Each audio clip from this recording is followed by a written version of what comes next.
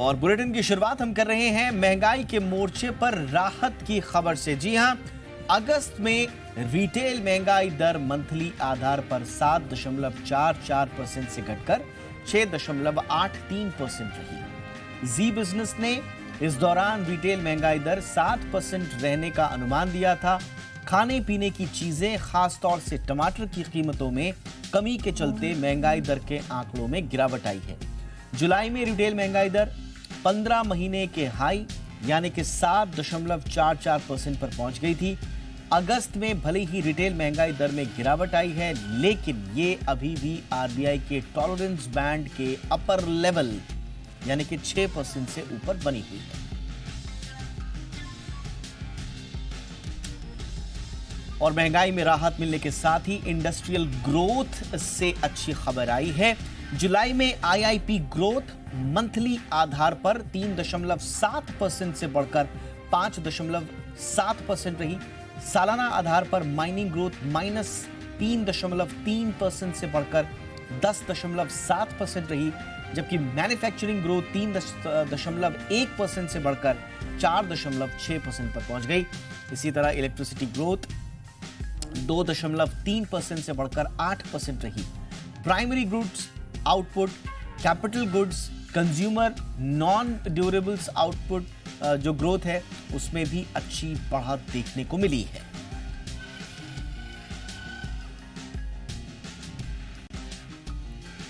और आइए शुरू करते हैं हमारी आज की कवर स्टोरी।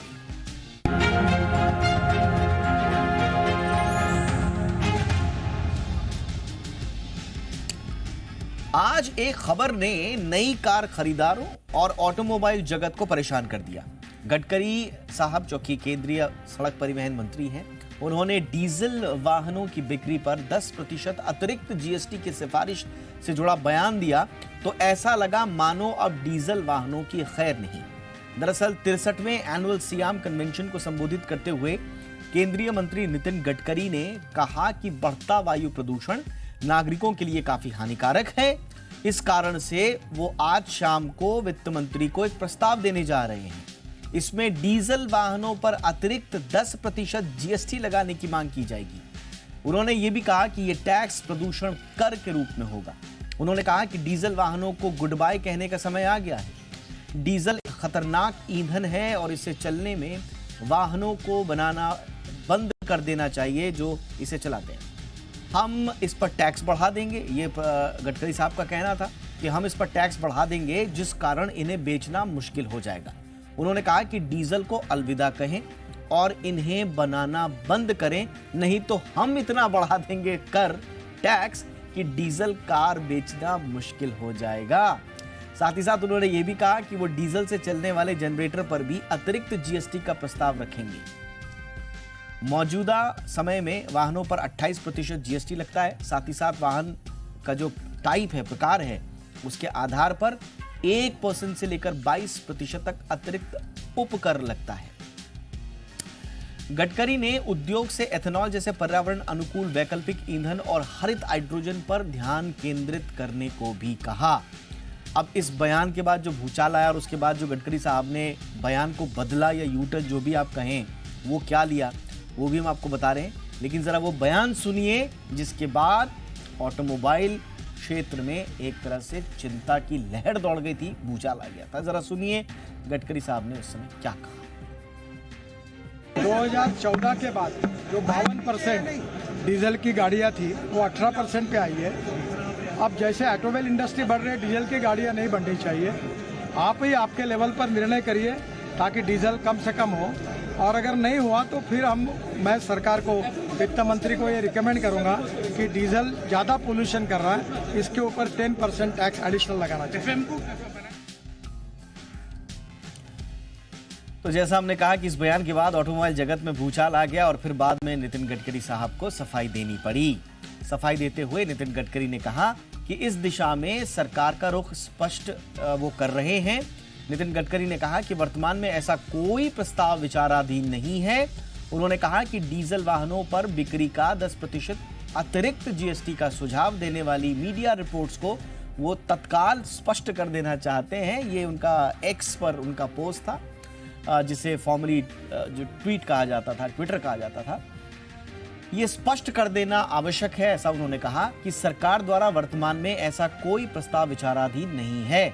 2070 तक कार्बन नेट जीरो हासिल करने और डीजल जैसे खतरनाक ईंधन के कारण होने वाले वायु प्रदूषण के स्तर को कम करने के साथ साथ ऑटोमोबाइल बिक्री में तेजी से वृद्धि के लिए हमारी प्रतिबद्धताओं के अनुरूप सक्रिय रूप से स्वच्छ और हरित वैकल्पिक ईंधन को अपनाना जरूरी है। इस पर जोर दिया उन्होंने। ये ईंधन आयात के विकल्प लागत प्रभावी, स्वदेशी और प्रदूषण मुक्त होने चाहिए। यानी मंत्री नितिन गडकरी ने अपने बयान से यू टर्न ले लिया। हालांकि जो उन्होंने आज बात कही तो कोई बिना आधार के नहीं कही कि आप टैक्स लगा दीजिए। इसका एक मजबूत ठोस आधार है।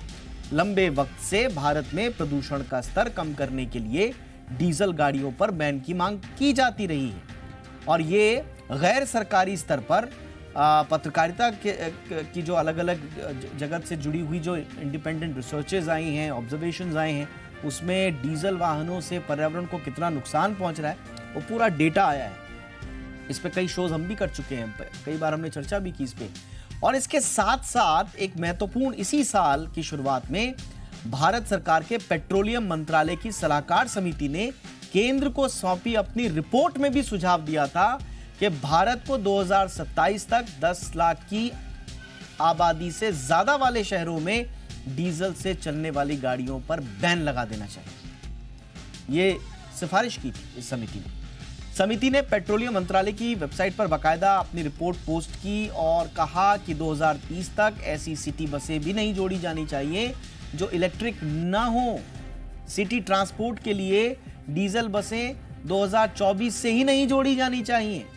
तो डीजल बसें तो तुरंत 24 में ही बैन कर दो, 27 से बाकी चीजें बैन कर दो। ये इस तरह की सिफारिशें की गई थी।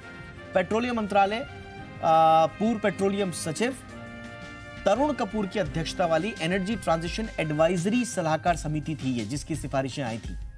ये पैनल सरकार ने बनाया था और पैनल ने अपनी रिपोर्ट में कहा कि ऐसे शहर जहां 1 मिलियन यानी कि 10 लाख से ज्यादा लोग रहते हैं और जो शहर ज्यादा प्रदूषित हैं वहां पर 4 व्हीलर डीजल कारों को बैन कर देना चाहिए।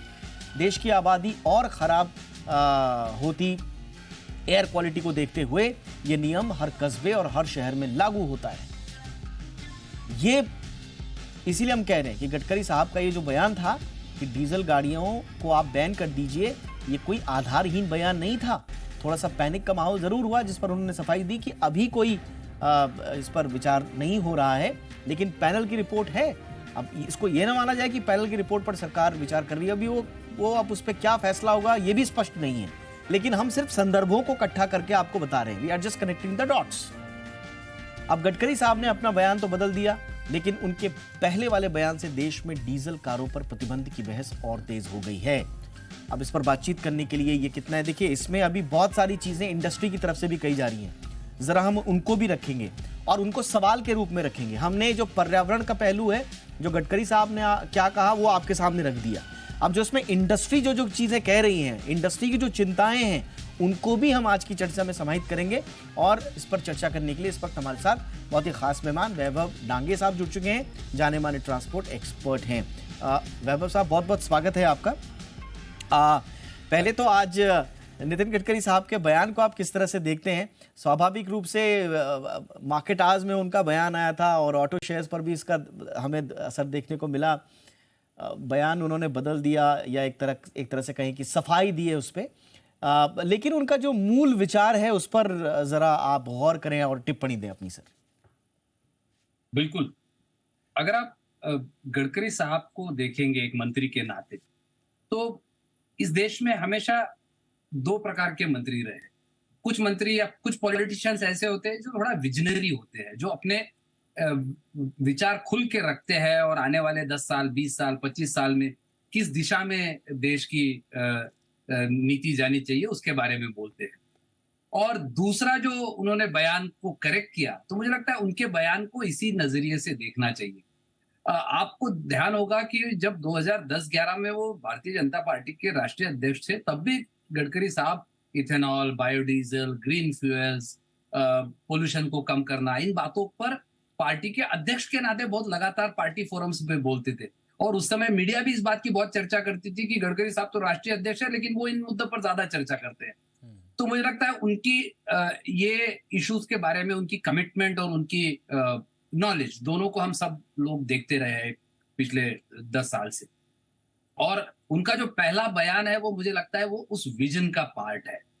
और उस पर जो करेक्टिव एक सेंस में यू टर्न कहिए या करेक्टिव रिस्पांस उन्होंने जो दिया है वो एक जिम्मेदार मंत्री के नाते दिया है, क्योंकि जैसे आपने कहा कि मार्केट उस समय चल रहा था, उस बयान के कई सारे मतलब निकलने लगे, उसका इम्पैक्ट मार्केट पे आने लगा, उसका इम्पैक्ट बिजनेसेस पे आने लगा। तो उनका क्लैरिफिकेशन था कि आज ऐसा कोई निर्णय हुआ नहीं है और ये मेरा व्यक्तिगत एक सुझाव है जिस पर मैं चाहता हूं सरकार विचार करे। तो ये एक पक्ष हुआ। दूसरा पक्ष मुझे लगता है कि जो बयान उन्होंने दिया कि डीजल गाड़ियों को अब बंद करने का समय आया है, तो आपको ध्यान होगा जब 99 में दिल्ली में डीजल वाहनों के कारण जो जबरदस्त तरीके से प्रदूषण होता था, उस पर जब भी निर्णय लिया गया तो सुप्रीम कोर्ट ने एनजीटी के माध्यम से जो निर्णय लिया और one fine day supreme court ने ऑर्डर किया कि आज के बाद दिल्ली में डीजल गाड़ियों की परमिशन बंद हो गई है और आपको सीएनजी में कन्वर्ट करना है विद इन फ्यू ईयर्स। 2-3 साल का टाइम दिया था कि एग्जिस्टिंग गाड़ियों को कन्वर्ट करना है और नई गाड़ियों की बिक्री 100% बंद हो गई है, चाहे ऑटो रिक्शाज हो चाहे कमर्शियल व्हीकल्स हो। तो मुझे लगता है दुनिया भर का अगर आप एक्सपीरियंस देखेंगे तो जहां भी पोल्यूशन को टैकल करने के लिए बहुत स्ट्रांग स्टेप्स लिए गए हैं, वहां इस प्रकार के निर्णय करने पड़े हैं। तो वो चाहे टैक्स बढ़ाने की बात हो, चाहे परमानेंटली डीजल व्हीकल्स को बंद करने की बात हो।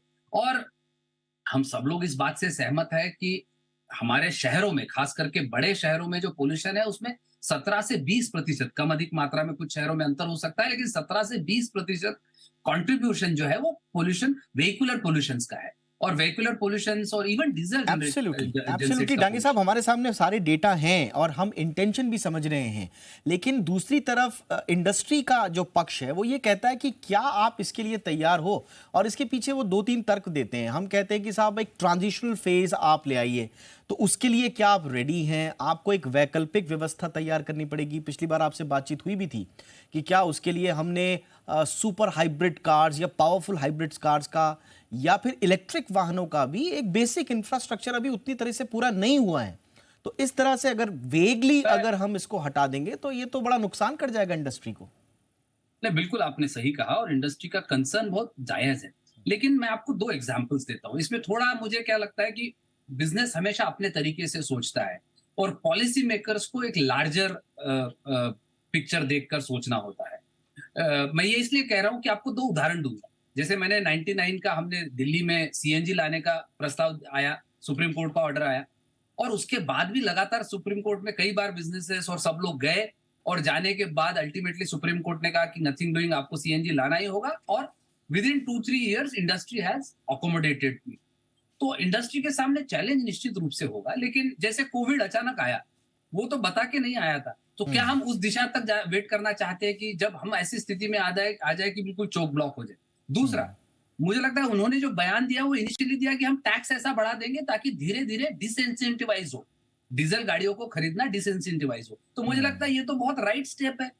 वेदर 10%, 5%, 2% कितने स्टेप में बढ़े, कितने साल बढ़े, वो चर्चा का मुद्दा हो सकता है। वो पॉलिसी में स्टेक होल्डर्स के साथ डेलिब्रेशन करके ही मुझे लगता है सरकार निर्णय करेगी। लेकिन कहीं ना कहीं सरकार को स्ट्रॉन्ग स्टेप ऐसे चीजों में लेने पड़ते। मैं एक और उदाहरण आपको दूंगा। ओके। आपको याद होगा 2017 में जब इस देश में भारत 4, जिसको यूरो 4 कहते हैं, एमिशन नॉर्म्स लागू हुए, तब चर्चा शुरू हुई कि भारत 5 नॉर्म्स कब आने चाहिए, यूरो 5 कंपेरेबल जो ग्लोबल नॉर्म्स है वो कब हमारे देश में लागू होनी चाहिए।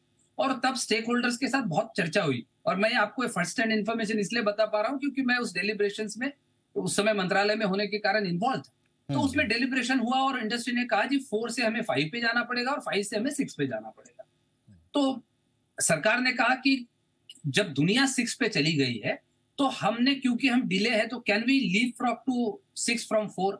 और इंडस्ट्री पे मुझे याद है लगभग 2 साल इस पे चर्चा हुई और दुनिया भर के ओईएम्स को बुलाया गया, एक्सपर्ट्स को बुलाया गया और सब ने कहा कि ये पॉसिबल तो है लेकिन उसमें इंडस्ट्री को थोड़ा इन्वेस्टमेंट करना पड़ेगा, गाड़ियों के डिजाइन में थोड़ा अंतर आएगा। और 2 साल लगातार चर्चा होने के बाद फिर सरकार ने निर्णय लिया और मुझे याद है गडकरी साहब का उस समय का भी स्टेटमेंट बहुत फेमस हुआ था, सियाम के एजीएम में ही उन्होंने कहा था कि मैं 2 साल सबसे बहुत चर्चा किया हूं, लेकिन पोल्यूशन बड़ा कंसर्न है, इसलिए we want to live from to Bharat 6 euro 6 and we will skip euro 5।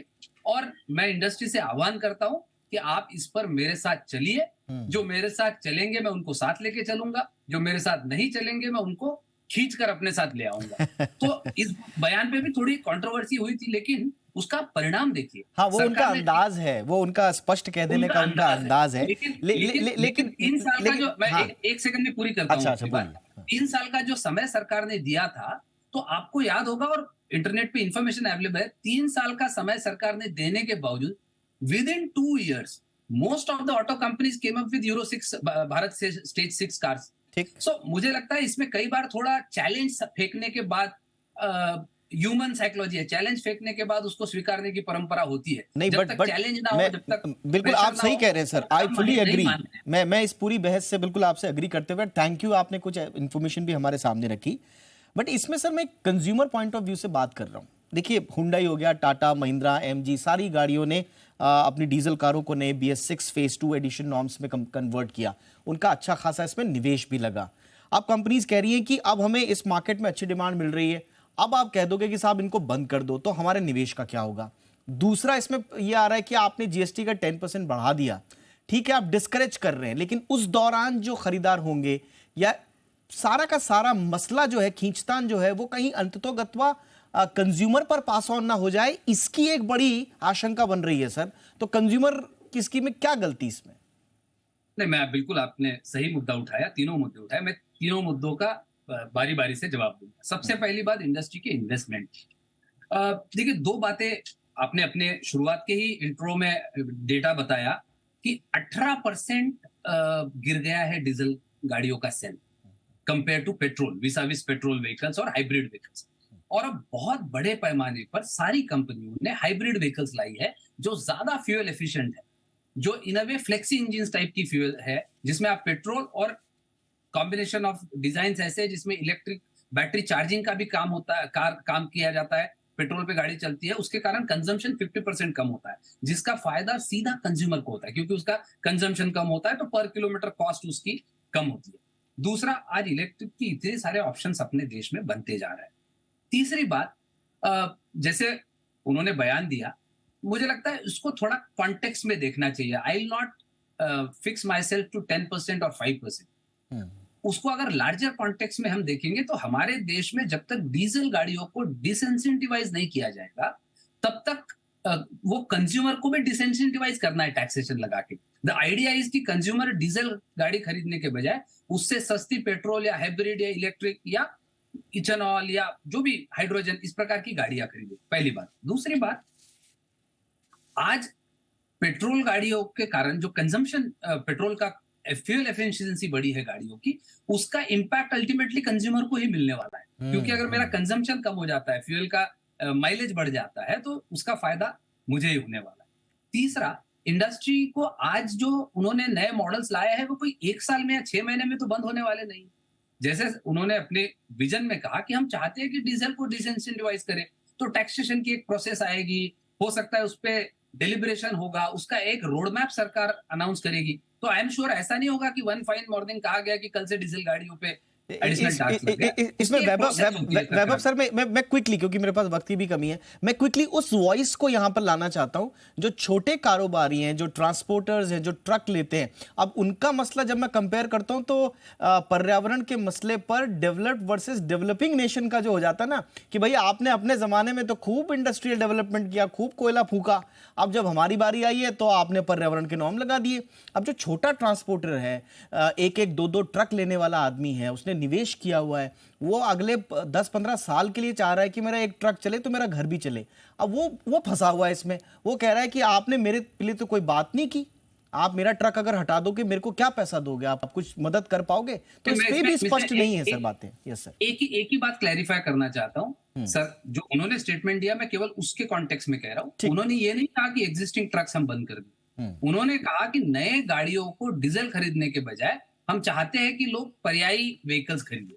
तो मुझे लगता है इसमें थोड़ा क्लैरिटी हमें फैक्ट्स की कर लेना चाहिए कि पुरानी गाड़ियों को बंद करने का प्रपोजल मुझे नहीं लगता सरकार ने कहा है। सरकार ने कहा कि नई डीजल गाड़ियां लोग कम कम कम से ओके। कम खरीदे, उस कॉन्टेक्स्ट में उन्होंने कहा। और हाँ, बिल्कुल ये आपने बात सही आपकी कहा। सही है, बिल्कुल सही आपने कहा कि फेज्ड मैनर में सरकार ने कहा है, तो ये आपने बिल्कुल सही कहा। और ये इस तरह के एब्रप्ट जो फैसले हैं, संभवतः सरकार भी ना ले, बट बहरहाल क्योंकि उसमें जी। सारे चिंताएं थी, सारे सवाल थे, तो मैंने सबको समाहित करके इंडस्ट्री की एक ही तरफ चीज से ऐड करके मैं खत्म करना चाहूंगा, अगर प्लीज सर, आप क्विकली के सर। पास थोड़ा हाँ समय हो।